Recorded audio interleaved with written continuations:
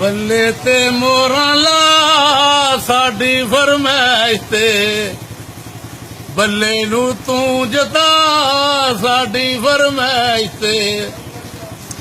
ਤੈਨੂੰ 3 ਵਾਰੀ ਅਜ਼ਮਾਇਆ, ਤੂੰ ਰਜ ਰਜ ਮਾਲ ਬਣਾਇਆ, ਹੁਣ ਸਾਡੇ ਵੱਲੋਂ ਖਸਮਾਂ ਨੂੰ ਖਾ ਸਾਡੀ ਫਰਮਾਇਸ਼ ਤੇ। ਬੱਲੇ ਤੇ ਮੋਹਰਾਂ ਲਾ ਸਾਡੀ ਫਰਮਾਇਸ਼ ਤੇ। ਤੇਰਾ ਦੌਰ 35 ਸਾਲਾ, ਤੇਰਾ ਮੂੰਹ ਹੋ ਗਿਆ ਏ ਮੂੰਹ ਕਾਲਾ, ਤੂੰ ਕਹਿਣਾ ਕਿਉਂ ਨਿਕਾਲਾ, ਜਾ ਡੁੱਬ ਕੇ ਤੂੰ ਮਰ ਜਾ ਸਾਡੀ ਫਰਮਾਇਸ਼ ਤੇ।